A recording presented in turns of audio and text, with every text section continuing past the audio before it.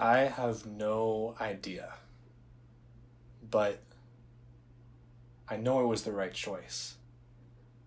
And to explain why, I think you have to know a little bit about where I've been over the past couple of years of my life. So, yeah, let's get into it.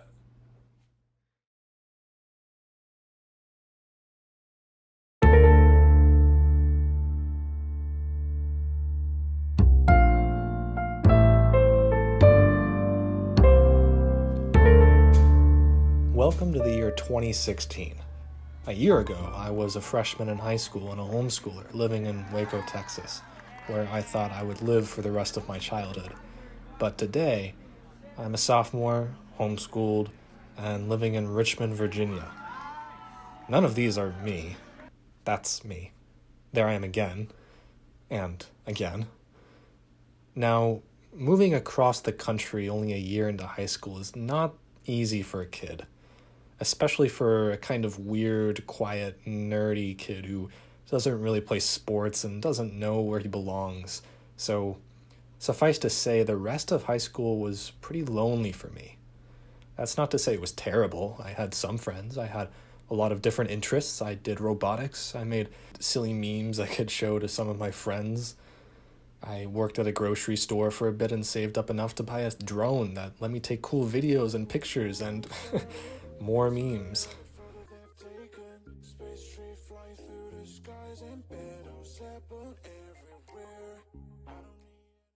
I got into 3D sculpting and Photoshop. I created worlds in my head and so many ideas for stories I could tell, as bad as some of those were at the time. I was a teenager, a little dumb, a little angsty, and always trying new things, but rarely ever finishing them.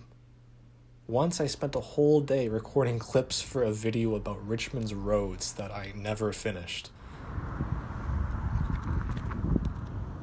This is where Hull Street becomes North 14th Street, entering main Richmond.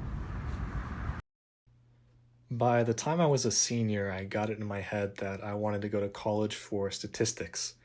My only real reasoning was that I was good at math a little bit, and it paid a lot, and that seemed like enough to me to dedicate the next 4 years of my life pursuing it as a career.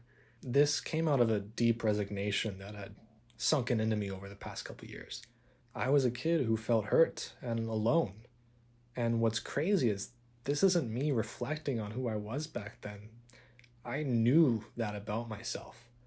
This was stuff that I was thinking about and recognizing literally as a 15-year-old.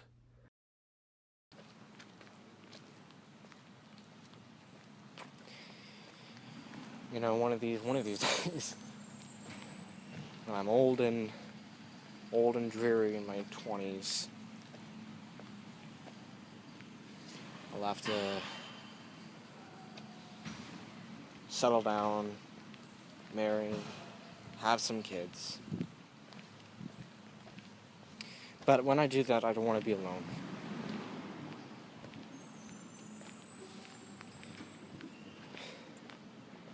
And I fear that I will be.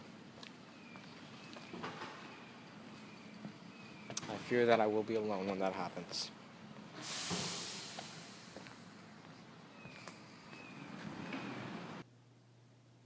This is my life.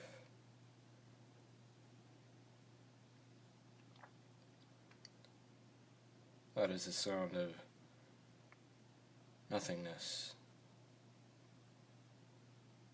emptiness.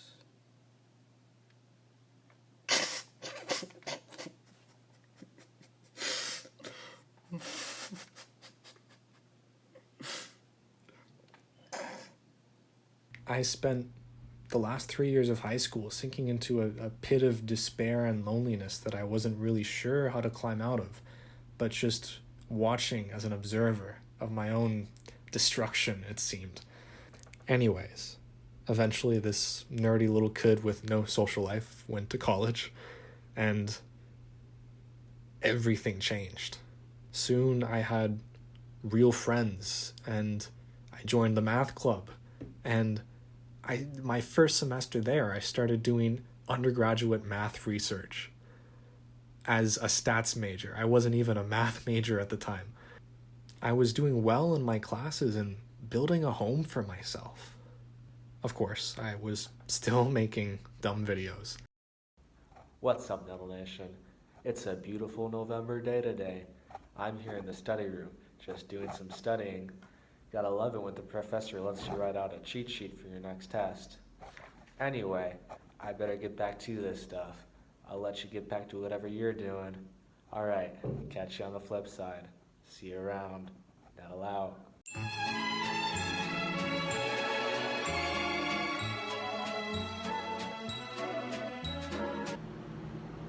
What's up, Nettle Nation? Just me. Still studying.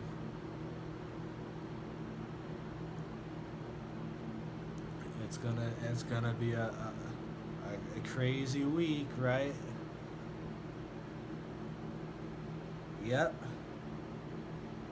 Make sure to smash that like button if you love school. And subscribe if you like studying. All right.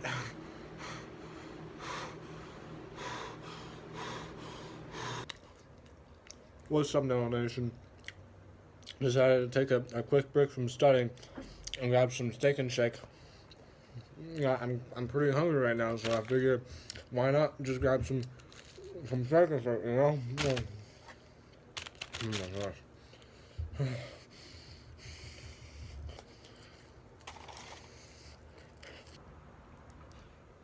It's just bread.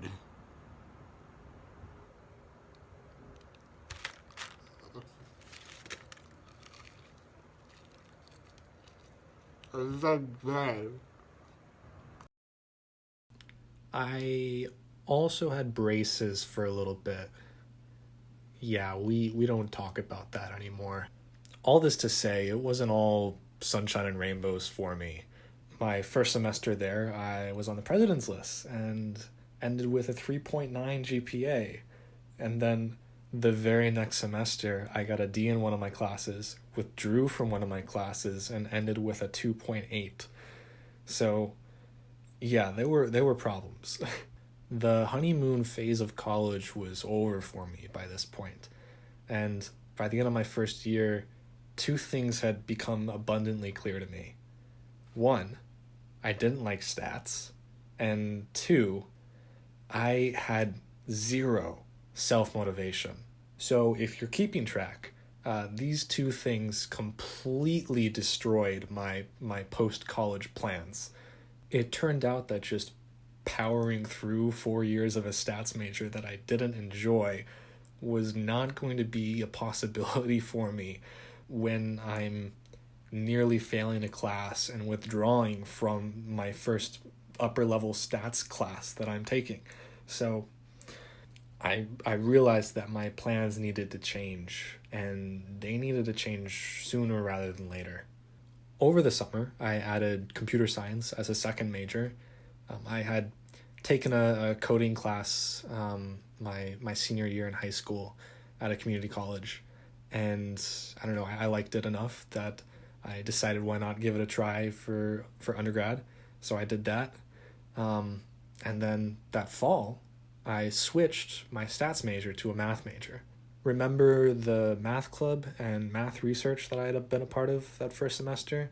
Yeah, those, along with a plethora of actual math courses that were required for the stats major, made me start to realize that I really liked math. Like, a lot. And this was basically where I was at for the next year. A double major in math and computer science with a brand new vision of, instead of being a statistician, becoming a data analyst. I thought life that year was pretty good for the most part.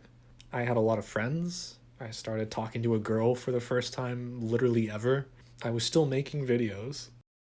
And then we smash it. We smash the dishes.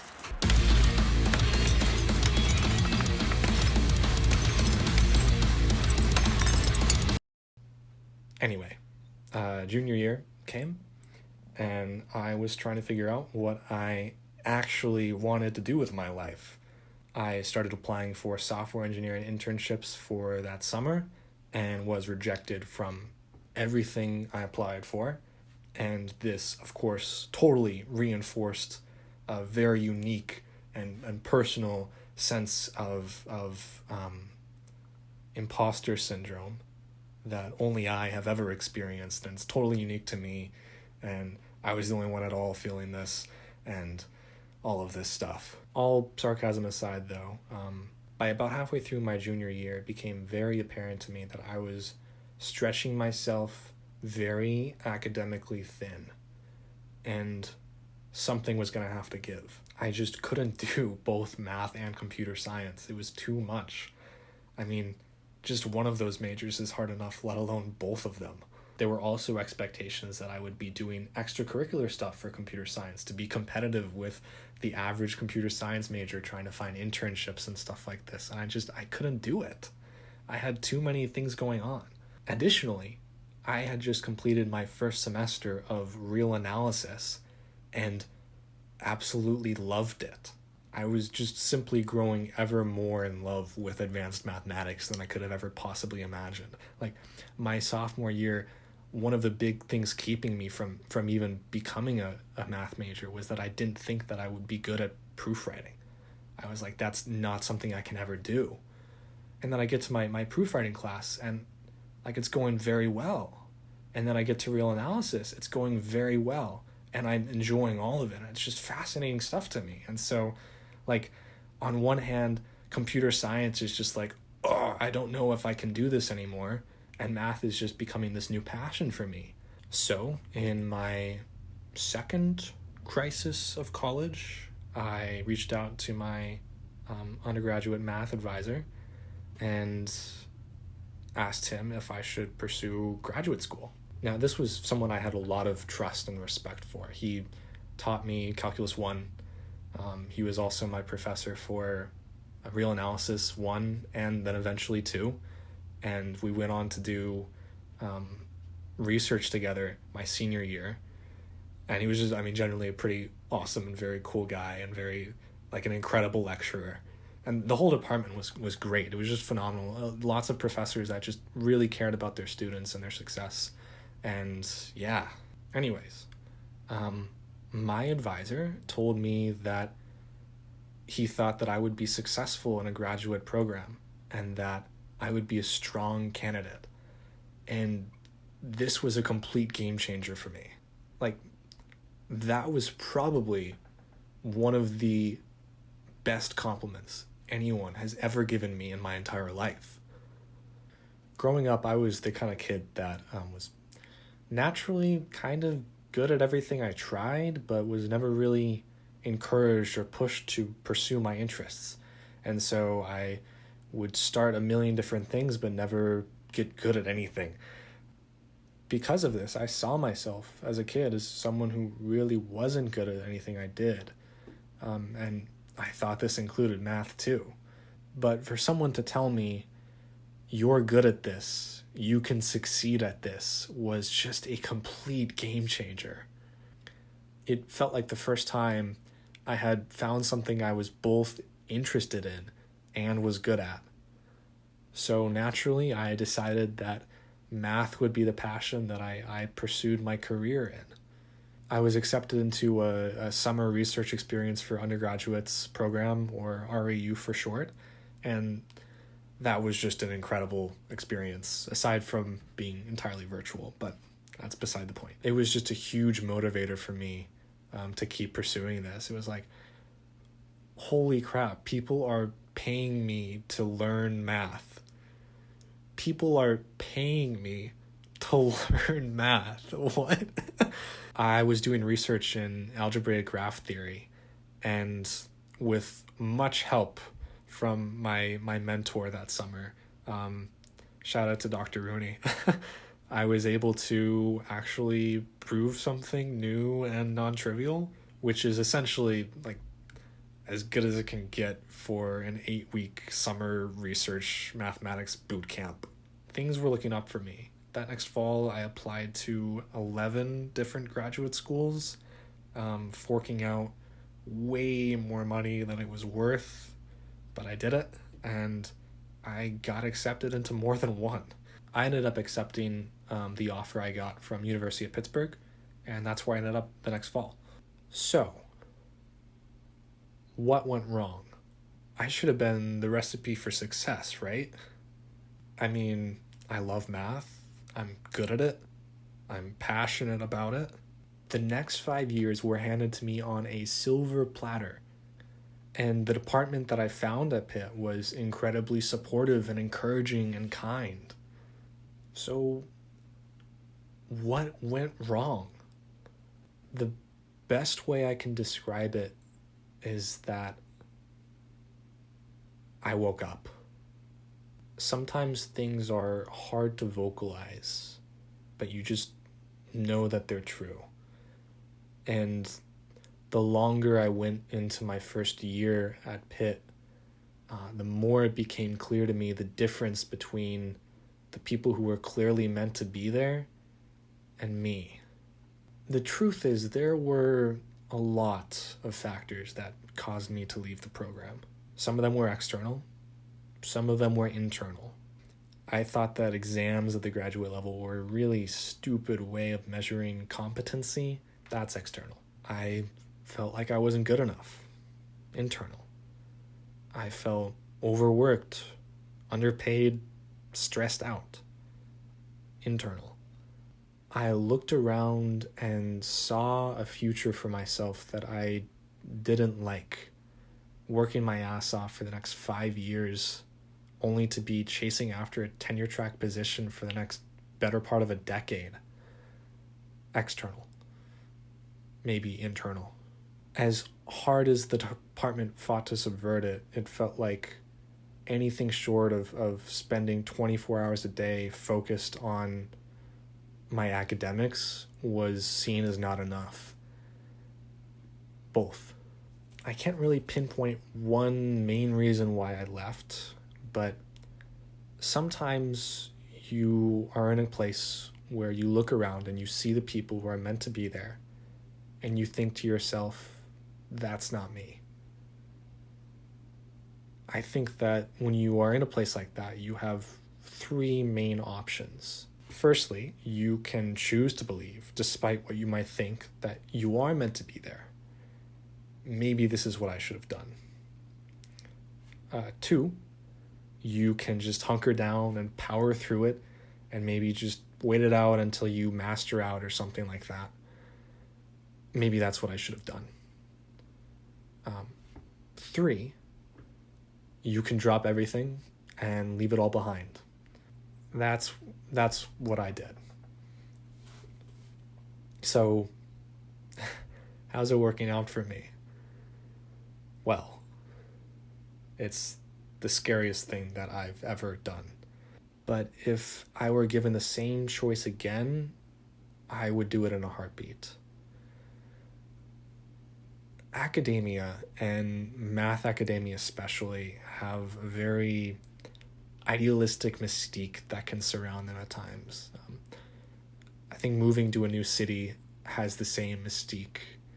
Maybe that's just me projecting my experience onto them. I did the both at the same time, obviously. Once you get there, if you're not in love with it or you're not willing to push yourself to the edge of sanity, it just kind of sucks. Pitt's department is great. I have no problems with it. The people there are great. My cohort was great. They're still some of my closest friends in the area. But academia just... it sucks. For me, it did, at least. So, what now? What am I going to do now? I don't know. I genuinely don't know. I don't even know what city I'm going to be living in 2 months, or what my job is going to be. But there are some things that I do know for sure. One, I love writing. You know those stories that I came up with as a kid that were bad? Well, they've been fermenting in my brain for the past however long, and now I feel like they're really worth telling, and I want to tell these stories. I also think I want to make videos. I've always enjoyed videography and filming things and editing, but it's just kind of something that's slipped through the cracks the past couple of years. 3, I still love math. That didn't change just because I am not in a PhD program anymore. Math is still on my mind a lot and something that I think about and enjoy learning and talking about, especially from a philosophical standpoint. There's so much more that math has to say about our lives than people recognize or give it credit for. And that's something I want to talk about, among other things, I guess. So I don't know where I'm going or what I'm doing, and at times I feel alone and purposeless and skillless.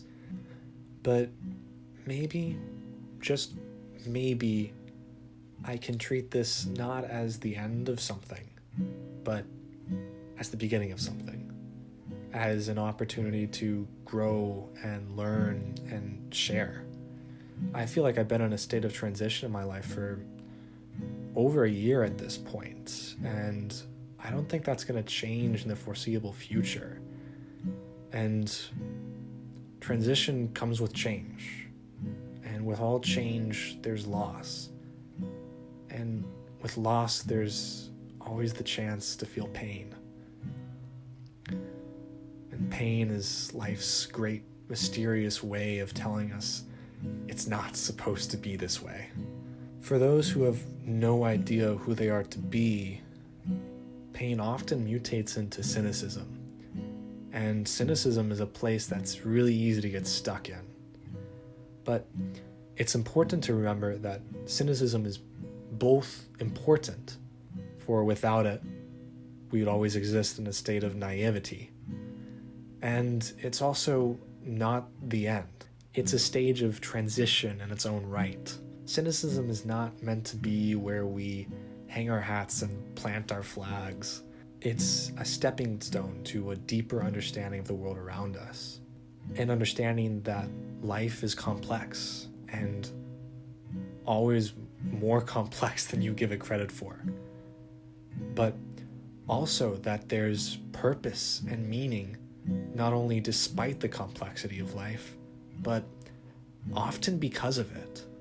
It's a recognition that this is not the end, but the start of something new.